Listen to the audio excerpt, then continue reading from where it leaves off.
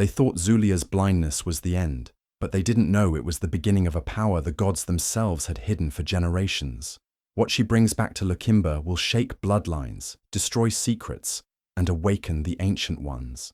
Zulia stood quietly by the river Rolua, her feet buried in the soft earth, her blind eyes lifted to the sky. Since becoming the keeper of the spirit, her connection to the river had deepened. She no longer needed sight to see. The waters spoke to her, in silence, in echoes, in breath. But lately the river had changed. The whispers had turned strange. They didn't sound like the ancestors anymore. They were deeper, colder, unfamiliar.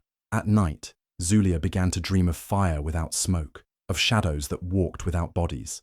She saw visions of things yet to happen, children crying out in darkness, trees splitting open to reveal blood, a sky torn in two. The river would ripple violently each time she approached, like it feared her now, or feared what was coming for her. Elder Tanari noticed the shift. One morning, as Zulia sat by the water, his staff tapped the ground beside her. "You are hearing something different," he said softly. Zulia nodded. "The river is not alone. Something else is speaking through it." Elder Tanari's face darkened. "Then you are no longer being called by the ancestors. You are being called by something older, something the earth itself buried." Zulia had never heard him speak in fear before. In the days that followed, the visions grew clearer. She saw a face, covered in a silver veil, standing at the edge of a burning forest. The voice whispered a name into her dreams. Great, Veiled One. Each time she heard it, the river around her bubbled, restless, uneasy. It was not the calm presence of the spirits she had known. This voice came from deeper than the river's roots. One evening, Zulia walked alone to the center of the spirit pool. The waters parted around her. The voice returned, clearer than ever. "Zulia, daughter of fire, keeper of flame, it is time." She shivered. The air grew cold. The birds went silent. Even the wind refused to blow. The river showed her a future. Lakemba burning, the people screaming, a dark figure walking through the flames with a crown of bones. Zulia gasped, stumbling back. The vision vanished, but the fear stayed in her chest. She went to Elder Tanari the next morning. "The river is not just showing me the future," she said. "It's warning me." Tanari placed a hand on her shoulder. "Then we must prepare, child. You are not being tested. You are being chosen for a war older than this land." Zulia stood still, her heart racing. She had survived betrayal, blindness, and shame. But this was different. The river had always been her guide. Now it was a gate, and something ancient was trying to come through it. The villagers of Lakemba believed no one ever returned from the caves of Nuba. It was said that those who entered were swallowed by shadows, their bones left for the wind. That's why, when Mandebo was banished, no one expected to ever hear his name again. But one night, under a pale, cracked moon, a figure stumbled into the edge of the village, covered in ash, skin burned and torn, eyes wide with madness. It was Mandebo. He looked like a ghost. His clothes were in shreds. His face was twisted, half of it marked by something more than fire. His voice trembled when he spoke, and the villagers who heard him backed away in fear. "They're not empty," he muttered. "The caves. They breathe. They see. They speak." Elder Tanari came forward, demanding answers, but Mandebo would only whisper, over and over. "I didn't come out alone." People thought he had lost his mind, but strange things began to happen. The river's fish disappeared. Birds flew in wild circles and dropped from the sky. Children said they saw shadows walking in the fields at night, though no footprints remained in the morning. Mandebo hid in the forest, digging into the ground like a wild animal. He scratched symbols into trees with his nails. He talked to the wind, but the most terrifying part was his silence whenever someone asked what happened inside the caves. "They showed me what's beneath," he finally told a frightened young boy who found him shaking near the river. "There is a hunger, older than the land. I thought I was evil, but I was nothing." Soon, he began to chant at night, his voice carrying over the village.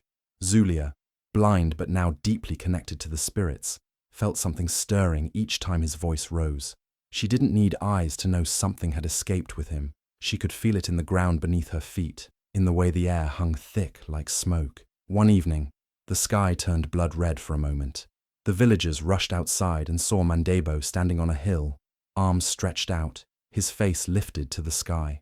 A deep growl echoed through the valley, though no animal was in sight. And behind him, barely visible, a shape moved, tall, cloaked in shadow, not fully real, yet not a dream either. Zulia stood at the edge of the river and whispered, "It's not just Mandebo who came back.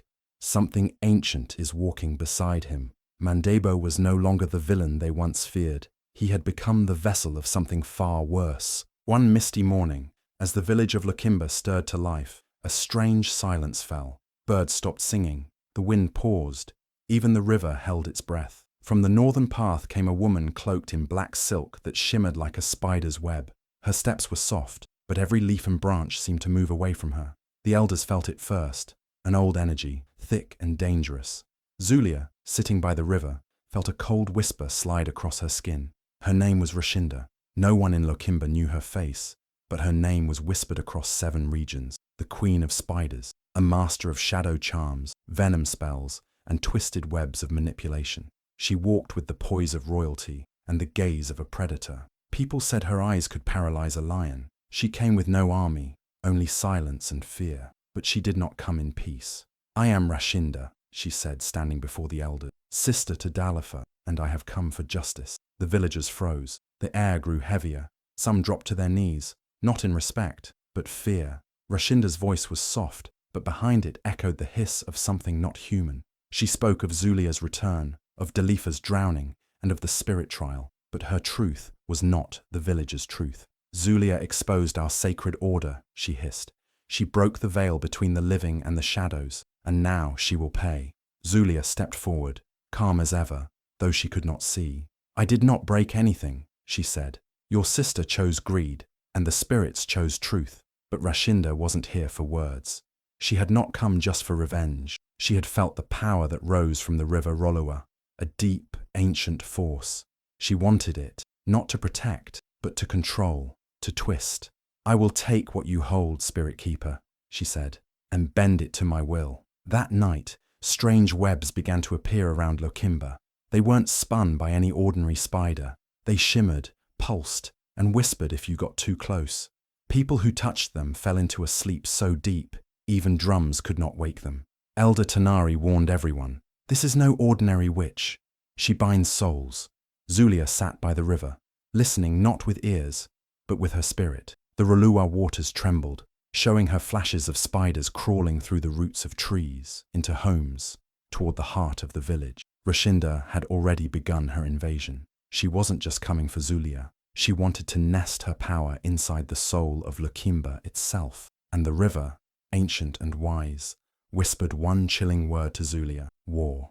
The village of Lakimba, once filled with laughter and songs, quickly turned into a place of fear and silence. It started with a single scream in the night. Then a child disappeared from his bed, his blanket left untouched. The next day, 3 more were gone. Mothers cried at the river's edge, calling their names into the wind, but the wind gave no answers. Then, the crops began to rot. Fields that had once fed the village turned black overnight. The yams softened into sludge. The maize dried up as if fire had kissed it. Farmers stood helpless, watching their harvest crumble into dust. Birds avoided the trees, and animals refused to enter the village. Zulia stood by the river Rolua, trying to understand. She reached into the spirit world, but instead of visions, she saw only fog. Something was blocking her sight, something old, something cruel. The sacred trees, those that had stood for centuries, began to bleed thick red sap. Children screamed when they saw it. Some said they heard whispers coming from the trunks. Others claimed to see faces in the bark. The elders gathered in fear. Tanari, who had always been strong and wise, looked deeply troubled. He turned to Zulia with trembling hands. "This is no ordinary curse," he said. "This one walks between." Zulia asked. "Between what?" "Between worlds," Tanari whispered. "She is not fully human. She is born of shadow, not blood." The villagers begged Zulia to stop the madness, but she shook her head. "I cannot see her. The river is silent." Panic grew. People fled their homes. Some tried to leave Lakimba entirely, but those who crossed the boundary fainted and woke up back in the village, as if turned around by an invisible wall. At night, glowing spiderwebs began to stretch across homes. Those who touched them were trapped in strange dreams, waking up with black marks on their arms. One child who disappeared returned after 3 days, his eyes wide, his voice gone, and a strange symbol burned into his back. Rashinda never showed her face, but her presence was everywhere, in the rustle of leaves, in the twitch of shadows, in the eyes of those who began to speak in tongues. Zulia sat alone near the river, whispering prayers, but even the spirits gave no answer. She felt powerless, something she had not felt since the day Mando destroyed her sight. She knew this darkness came not only to hurt, but to consume, and the worst part was, it was only beginning. Zulia stood at the edge of the Roluwa River, her hands trembling, heart heavy with guilt. She blamed herself for the suffering of Lokimba, the stolen children, the dying land, the whispers of Rashinda's curse. It all seemed to circle around her like vultures. She had lost sight of her strength. The village needed her, but she felt empty, blind in every way. That night, while the village slept under a blood-red moon, Zulia walked into the river, alone, silent. The cold water wrapped around her body like a second skin, pulling her deeper. But she did not resist. She let the river take her. As she sank, she whispered the old chants her mother had once taught her, words she barely remembered. Suddenly time stopped. Everything went still. The water became warm, glowing with golden light. Zulia felt herself floating, not drowning. All around her, voices sang, not of sorrow, but of awakening. She saw them, not with eyes, but with her spirit. Women made of light and flame. Their eyes were closed, yet they saw everything. One stepped forward and touched her chest. "You are one of us," she said. "You are the last of the flame seers." Zulia gasped. The name echoed in her mind. Flame seers. Women who once walked the earth, chosen to carry the fire of truth, to guide the lost and expose darkness. The blindness she had suffered wasn't a curse. It was a gift, a preparation. So her inner sight could grow stronger than sight itself. A fire sparked in her heart. Not one that burned, but one that awakened. Her limbs tingled. Her voice grew steady. She saw visions rushing through her, of Lokimba before it fell, of Rashinda's twisted path, and of Mando, still alive, still cursed. She saw something deeper too, a hidden power inside her that no one, not even Tanari, had ever known. When Zulia rose from the river, the water parted around her. Her hair clung to her skin. Her face was calm, but her presence burned like the sun. Tanari, watching from the trees, stepped back in fear. "What have you done?" he whispered. Zulia looked toward the village. She didn't need to see it. She felt every soul, every cry, every heartbeat. "I have remembered who I am," she said. That night, flames danced in her footsteps. The river glowed behind her, and the air around her whispered one truth that shook even the oldest spirits.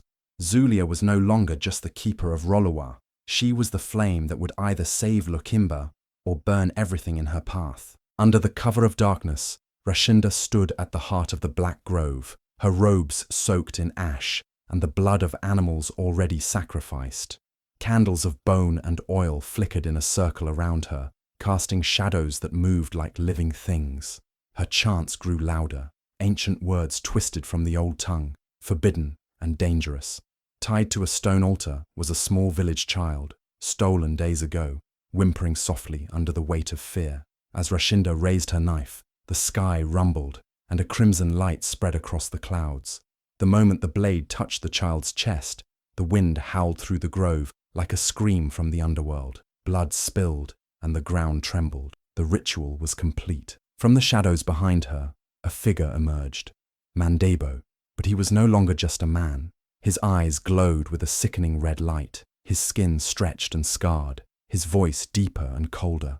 His body moved like something controlled by invisible strings. Rashinda had done the unthinkable. She had tied his soul to her own. He was now her puppet, a creature of brute strength with no will of his own. She placed her bloodied hand on Mando's chest, sealing the bond with a curse that burned through the grove like fire.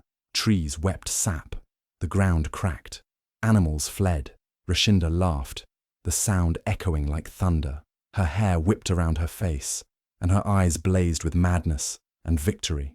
"The Queen of Spiders now wears a crown," she said. At dawn, Rashinda and Mando marched toward the village of Lokimba.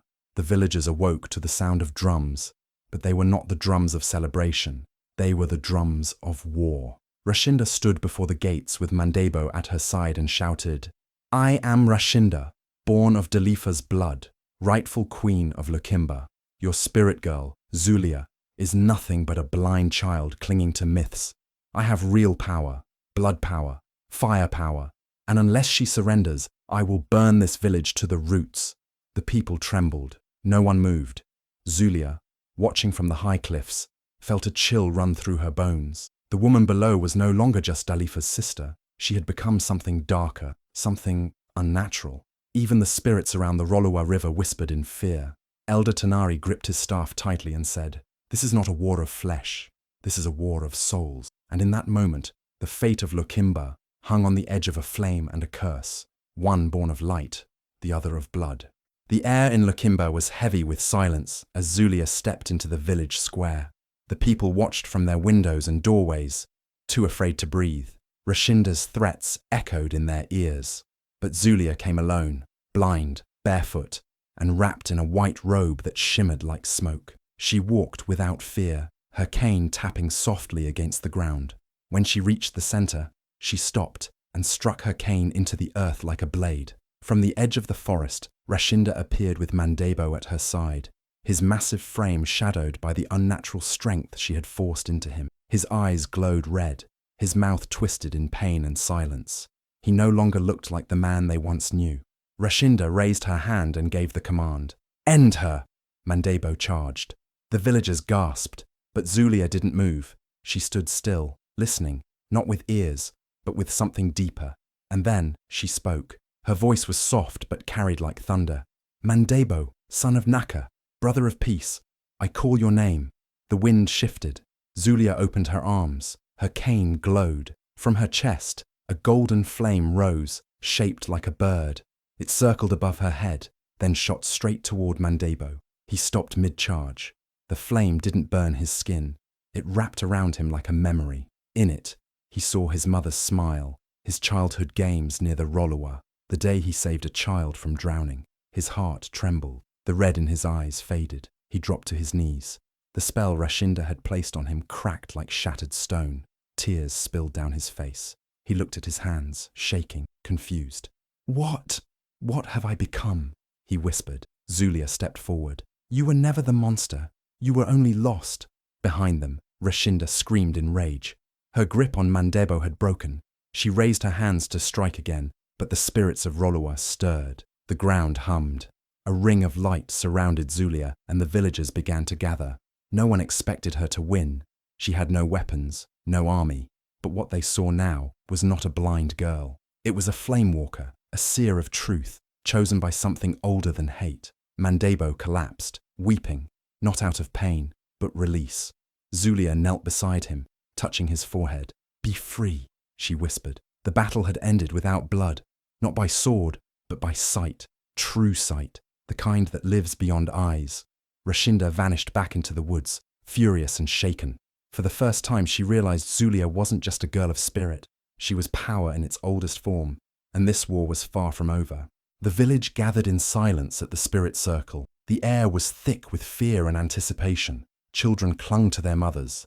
Elders held sacred staffs, and the ground itself seemed to tremble beneath their feet. At the center stood Zulia, her eyes still blind but glowing with an inner fire. Across from her, cloaked in darkness, was Rashinda. The Queen of Spiders had come for her final victory, but the spirits had other plans. The Rollowa River, once clear and gentle, turned black. The water churned as if boiling from within. A deep wind howled through the trees, and the flames of the sacred torches twisted into strange shapes. From the fire came voices, ancient, echoing voices of the ancestors. Smoke formed faces in the air, each one speaking in unison. Let truth rise, let shadows fall. The trial had begun. Rashinda stepped forward, her hands raised. "I seek justice for my sister Dalifa.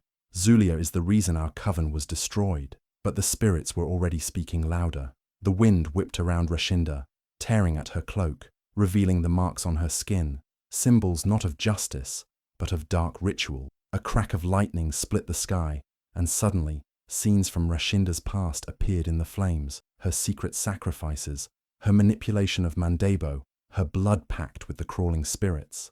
Gasps spread through the crowd. Zulia said nothing. She stood still, surrounded by light, her cane glowing like a flame caught in the wind. The ancestors continued, revealing Rashinda's true lineage, not a child of the sacred bloodline, but one born of corruption, twisted by envy and thirst for power. She had never been a victim. She had always been the storm. "No!" Rashinda screamed, spinning around, her hands summoning black smoke. "You believe her? A blind girl who whispers to rivers?" She lunged at Zulia, but before she could reach her, the ground rumbled. The black river rose, not as a wave, but as a living force. It formed a wall between them, glowing blue at its heart. It didn't shield Zulia. It moved toward Rashinda. She tried to run, but the water reached her feet and pulled her down. She thrashed, shrieking, but the river didn't drown her. It cleansed. The dark symbols on her body began to fade. The smoke in her eyes vanished. The spirits had judged her not with vengeance, but with truth. Rashinda's scream turned into a sob. The river slowly lowered her to the ground. She lay there, gasping, not as a queen, not as a monster, but as a woman stripped of lies. The village stood in awe. Zulia lowered her cane. The trial was done, not with weapons, not with fire, but with truth that could not be denied. The spirit circle had spoken, and the land of Lakimba would never be the same again. As the echoes of the final trial faded into silence, the air around the spirit circle shifted. The river Rolowa, dark and alive, surged once more, not with rage, but with purpose. From its swirling depths, unseen hands rose, made of water, light, and whispers. They reached for Rashinda, whose strength had failed, her power broken by truth. She tried to resist, but her body was heavy, her spirit weaker. With one last cry, she was pulled into the river. The moment she vanished beneath the surface, the sky changed. The deep red clouds that had loomed for days dissolved. Blue spread across the heavens. Sunlight broke through, warm and golden, touching the village of Lakimba for the first time in weeks. The air smelled of rain and healing. From the edge of the forest, villagers cried out. One by one, the missing children stumbled into view, frightened but unharmed. They had no memory of the darkness, only dreams of webs and whispers now fading like mist. Mothers ran to them, hugging them tightly, tears mixing with laughter. It was over. Mandebo stood at the edge of the spirit circle, his eyes hollow, his face still marked by the horrors he had survived. He didn't speak. He didn't try to explain. He only looked at Zulia, then at the ground. Slowly, without waiting for judgment, he turned away. Barefoot and silent, he walked into the hills alone, whispering apologies to the wind, begging spirits no one else could see.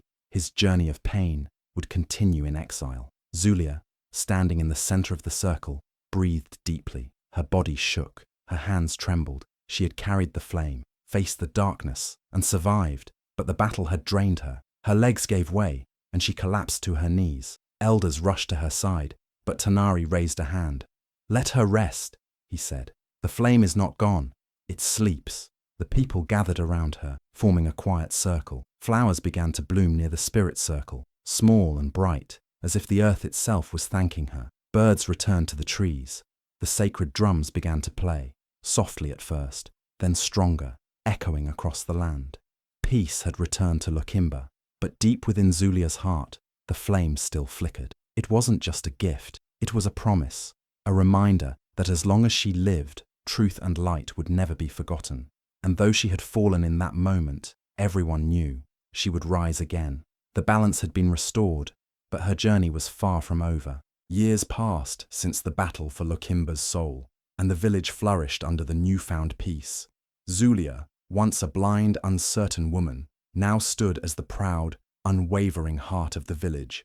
She had rebuilt herself from the ashes of the past, turning her trials into strength, her pain into wisdom. With the blessing of the river and the spirits, she established the House of Flame and River, a place where women and children could come to learn the powers they had forgotten or never known. The house was built on the banks of the Roluwa, where the spirit of the river still whispered its truths. Within its walls, students learned to harness the inner flame, an ancient power that burned with truth, clarity, and protection. Women who had once been voiceless in their own homes now became leaders, and children, their minds full of wonder, discovered the strength within them that had been hidden for so long. Zulia taught them all, not from a place of superiority, but from a shared understanding of the struggles that life would bring. She spoke not as a victim, but as a warrior who had faced darkness and emerged with the light of knowledge. She was the guardian of truth, not just of her village, but of the future, the protector of generations yet to come. She told them that the river, the spirit of the land, would always be with them, guiding their actions and holding them accountable. She reminded them that truth, like fire, could not be smothered. It would rise again, no matter how deep the shadows tried to bury it. The village of Lokimba prospered in this new era. The crops were plentiful, the rivers flowed freely, and the people, once fearful, now lived with a sense of calm, knowing that they had been protected not just by their land, but by the strength of their community. Zulia's name was spoken with reverence. She was honored not as a victim, but as a seer, a leader, a mother of truth. Her story was passed down through generations, her teachings woven into the very fabric of their lives. But even as peace settled in Lokimba, there was an unspoken understanding among the people. They knew the river listened still. It was not just a force of nature, it was a reminder that truth could never be fully controlled. It would always rise, even when they thought it was buried. The House of Flame and River would ensure that the lessons of the past were never forgotten and that the flame of truth would burn brightly for all who sought it. Zulia, standing by the river one quiet evening, watched the waters flow. She knew her path had only just begun. The balance had been restored, but the journey of guardianship was eternal. The flame inside her burned brightly, ready to pass on its light to the generations that would follow. And as the river whispered its eternal truths, Zulia smiled, knowing that the village was finally safe and the world would never forget what they had learned. As Zulia's journey unfolds, we're reminded that even in the darkest times, the light of truth will always rise. Her courage, strength, and unshakable belief in herself led her to become a guardian, not just of her village, but of generations to come. Her story is a powerful reminder that no matter the challenges we face, we all have the power within us to change the world, to rise from the ashes, and to ignite a fire of hope in others. If you felt the power of Zulia's journey and the lessons of truth and resilience, please don't forget to like this video, share it with your friends and loved ones, because the message of strength and courage is something that needs to be heard by everyone. And if you want to be part of this incredible community, where stories like Zulia's come to life, make sure to subscribe to the channel. Your support means everything to us, and together, we'll continue to spread powerful, uplifting stories that inspire change. Thank you for watching and for being a part of this beautiful journey. Remember, the river of truth listens always, and it will rise when we need it most.